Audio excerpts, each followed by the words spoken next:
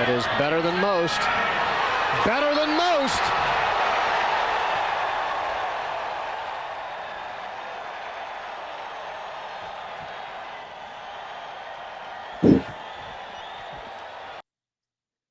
Welcome to College Tour X Powerhouse Program Spotlight. I am Jason Nall, and I will be joined shortly by the Dalton State University women's head golf coach, Jim McGREW. We are looking forward to highlighting these great programs around the country and the great sport that is college golf, and we have a powerhouse program, no doubt, to start the show off with. Jim, how you doing today, buddy? I'm doing great. It's great to be here with y'all, and I appreciate you taking the time to talk to us and appreciate what you do for golf and allowing junior golfers to play, and now with what you're starting with the college players. So just appreciate being here this morning. Oh, most certainly, most certainly. And I've had the chance to get to know you through our junior golf circuit and our partner tour, which is Southern States Junior Classics. And we're happy to have a couple of our players that are on your team. So that's cool, man. That's cool. How's it going this year? It's going good. I mean, obviously, a lot of uncertainty coming into this year. The way last year ended, and we didn't get to finish the season. We were a little apprehensive, but it's gone great. We've played a full schedule. We played 4 events this fall, and it went well. We went up to Indiana and played who I feel like is the best team in NAI level, played them, and then we went down and had an opportunity to go down to Tampa and play Innisbrook and play the Copperhead course, PGA event course, and got to do that. And then we're fortunate enough to play in Lee, let us in their tournament, D2 tournament. I played there, had a chance to win, didn't get it done the last day, and then finished up at Chateau Lawn, another quality course. So it was great. It was great to get 4 events in and got 2 wins in, and currently ranked number 3 in the country. So it's been a good fall, and just glad our kids got to play. Definitely. So I took some time to look back over your results this fall, and just crazy impressive considering you've got 5 freshmen, 2 sophomore, and only 1 senior, right? Yes, sir. We were blessed. We had a senior that didn't get to finish the year last year in Isabel Rios that got to come back. So great to have that stabilizing force there.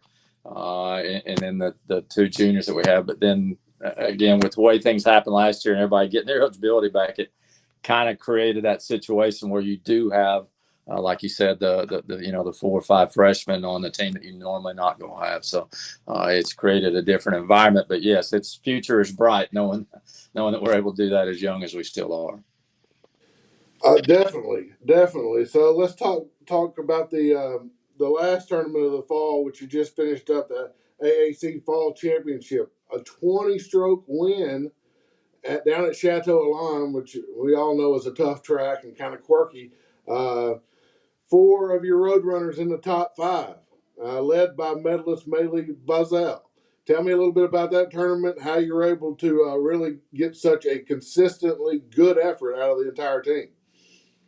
Yes, it was a great way to kind of finish up our schedule here in the fall. And, Maylee winning the tournament, her first collegiate win, and as a freshman has just played so well. I mean, it shows the depth of our program. She didn't qualify for the first tournament, but then in the last 3, she finished second and then finished top 5 and then won the tournament, played well. And again, we feel like we have top to bottom.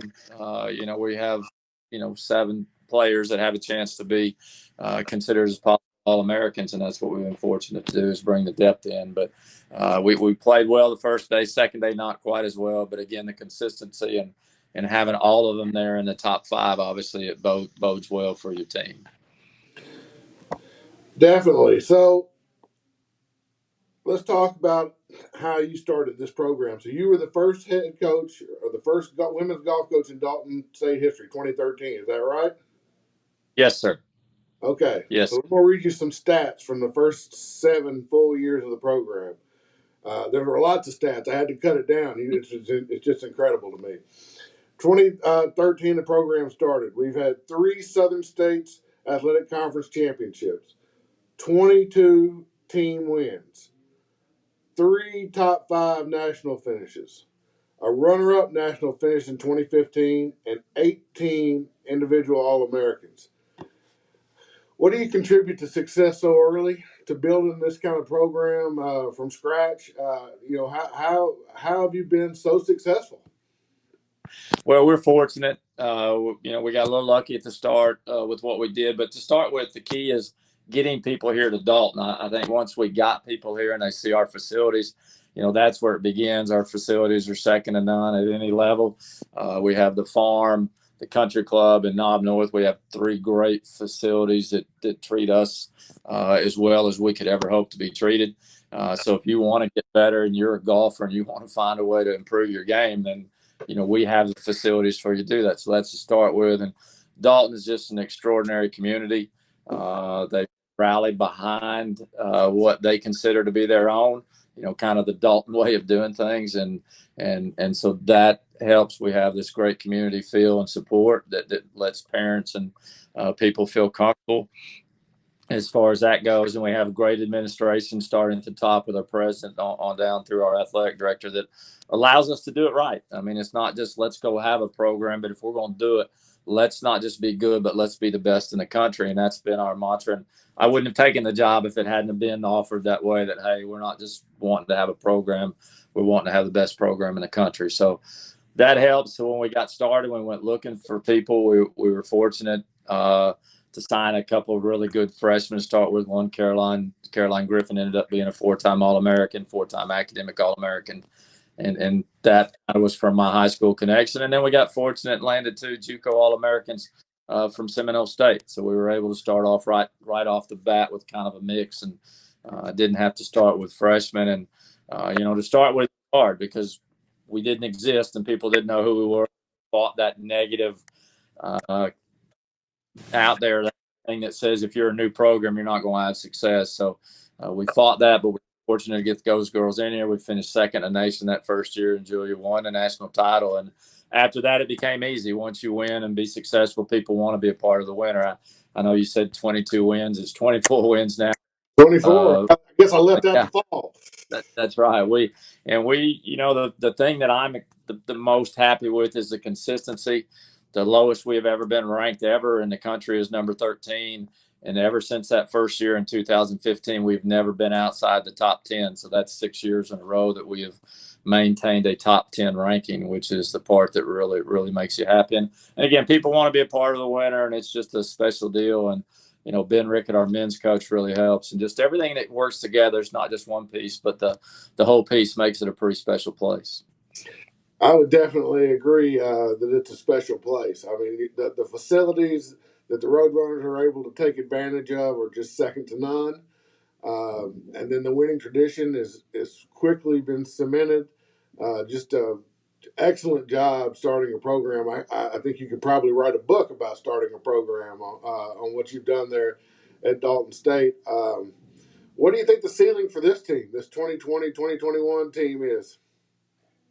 Our goal every year is the same. It never changes. It hasn't changed from day one, and it's to win every time we show up, and it's to have a team that can go compete for the conference and compete for the national championship. We feel like every year we're one of those 5-6 teams that has a chance to win, and that's the goal. And I'm not saying that that's the only thing, but that's the goal as our program is to produce All-Americans, also academic All-Americans. We have 18 All-Americans, but we have 17 academic All-Americans in that time as well. So the ceiling is the same it always is. We feel like we have the players capable to win a national championship. It doesn't mean you're going to, but when you show up at those events that you're one of those teams that has a chance to win it. Well, that's definitely pretty cool. I think the goals are, from just looking at the results this year, I think you can't have goals high enough for this team. I'm certainly excited to see how the spring plays out. A little bit about your history. You grew up in Texas, and you went to the University of Arkansas. Is that right? Yes, sir, I did. I grew up in Texas and then went to school at the University of Arkansas. We had some land out there that parents retired to, went to school. And then I taught 4 years there when I got out. from the University of Arkansas, and then I came to Georgia. I was a high school teacher for the next 25 years at Northwest Whitfield, coached football, track. Kind of got started in the golf program when my son wanted to play, and coached golf there the last 10 years. Was fortunate to have success at Northwest, and then retired from that and now do this. Well, I did not know until I was preparing to talk with you today that you were a Razorback. I also am a Razorback, a 1995 grad. So go Hogs.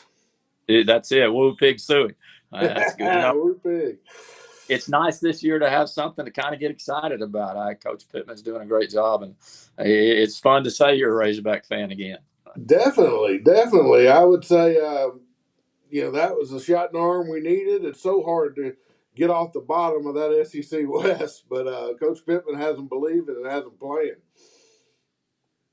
Yes, sir. Yes, it is. Again, it's exciting. Right, definitely. The recruiting atmosphere. I know the tournament atmosphere has been a little hit or miss with the pandemic. The spring was pretty much wiped out. You were able to pick up a full fall schedule and get in 4 great events, so that's wonderful. But how has COVID and maybe the restrictions on other levels of collegiate athletics affected your recruiting process there at Dalton State? Well, it's obviously different. Nobody kind of knows what the future is, all across the board at every level. The financial thing, and people don't know what's available, how things are going to happen. Players getting extra years has kind of created a load up of people where instead of people moving on, now they're there and they have extra years. So that's changed the format. The rest of it I like because NCAA basically shut them down. NEI haven't. So I've been able to go to tournaments, and most of the time I'm the only one there. So I kind of like this format and the way things are. But that's what I was kind of getting at. I've seen you around. I haven't seen some other people I was used to seeing around. Oh, yeah. And that's the way I like to do things. Maybe it's my background as a football coach or whatever before I got into golf. But I like being there. I like going and watching the people play and learning out, kind of who they are and their families and meeting people. And, you learn so much on a computer, but it doesn't tell you what kind of person they are. And is it somebody you want to spend the next 4 years and they become a part of your family? I mean, going to weddings after they graduate. And so I don't think you can find that from a computer. So I like to get out there and I like to go watch events like yours. And so I've been able to still get out there. I've been to Indiana to watch their state championship, been to Texas, been able to kind of travel around and get to do that and kind of find out the same thing everywhere that, one of the few that are still out there getting to see those players. So it's been fun. I know it's created a stressful situation for recruits. I've seen a little bit more panic than what you normally see.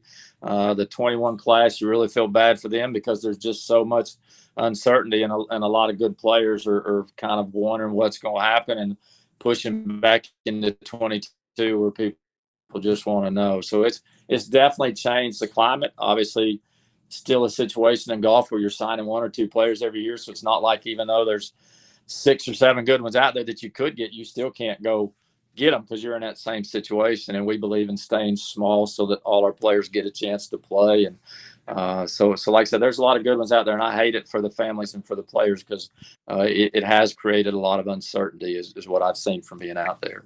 Yeah, definitely. With our new venture with College Tour X, providing a 10 tournament schedule around the collegiate events and around and tying in with the traditional class breaks, do you see a benefit for your collegiate players to play in individual events outside of their team season? Oh, absolutely. The number one goal that you're trying to get most kids to understand they have to get better at is learn how to score, learn how to compete, learn how to score, learn how to fight through the tough situations. And you don't get that sitting on the couch or at the driving range. I mean, you get better by competing. That's kind of always been our philosophy. And you get better competing against better people. We play as tough a schedule as we can play, up above from what's supposed to be our level. But so I think, again, anytime those players can go compete in events, it's just going to make them better. And I think especially the way things are now with a lot of programs not even playing or stepping on the golf course. It's definitely a good thing, and obviously I will encourage our players because again I think that's the only way you get better is to get out there and play and compete. So I appreciate what you're doing, and I think it's a great opportunity, and hope everybody takes advantage of it. Excellent. So close us out here, Coach. The head runner, we're with the head road runner, Jim McGREW today. Jim, how can people keep up with the road runner success this spring as you push to try to compete for a conference and a national championship? What's the best way to follow your team? We have several websites. There's the Dalton State Athletic website, DS Roadrunners. There's also, we have social media with Instagram, Facebook, and Twitter, where you can look up Dalton State Golf and follow us there. You know, it's really kind of funny how all the formats work. You have Facebook more so for like your donors and adults that follow, and then you have the Instagram account, which is most of the recruits follow, and that's been a huge bonus for us. So it's pretty easy nowadays to keep up with things, and you know, maybe sometimes too much information, but it's definitely out there, and you can definitely follow along. You can go to GolfStat and look up, you know, NAI rankings, and you can see Dalton State right there at number 3 in the country. So there's several ways that you can follow and kind of keep up with us. And if you're interested in our program, definitely reach out to me. And I love to talk to people and go watch people play golf. Excellent. Well, we really appreciate Coach Jim McGrew for joining us today on our first issue of CTX College Golf Powerhouses. Jim, best of luck this season. Enjoy the time during the holidays with your family, and we will see you again soon. All right. Thank you. And beep, beep. Go Roadrunners. Beep, beep, he says. I agree. Beep, beep. That's going to wrap up our show today. We are pleased to offer this insight into the strongest college golf programs in the country every week. Next week, we will feature Lee University and Coach Maupin from Lee University. So be sure to tune back in next week. For signing off for now, for College Tour X, I'm Jason Nall.